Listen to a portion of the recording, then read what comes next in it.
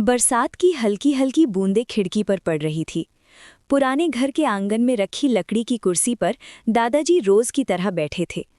उनके हाथ में वही नीला लिफाफा था, थोड़ा मुड़ा हुआ, किनारों से घिसा हुआ, पर अब भी संभाल कर रखा गया। घर में सबको पता था वो चिट्ठी उनकी बेटी सना की है। सना शहर पढ़ने गई थी, फिर वहीं नौकरी लग गई। शुरू में हर हफ्ते फोन आता, फिर महीने में, फिर सिर्फ त्योहारों पर।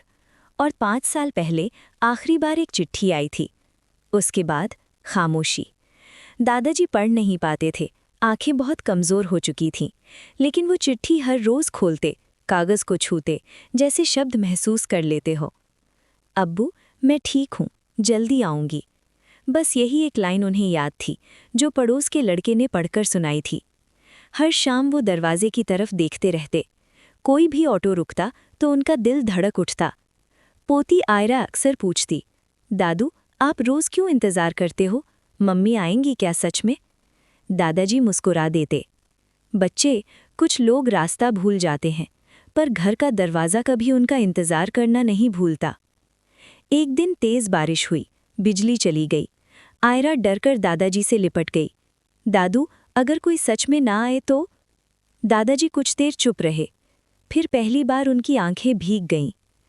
तो इंतज़ार ख़त्म नहीं करते, बस उम्मीद को बैठने के लिए कुर्सी दे देते हैं। उस रात दादाजी को तेज़ बुखार हो गया।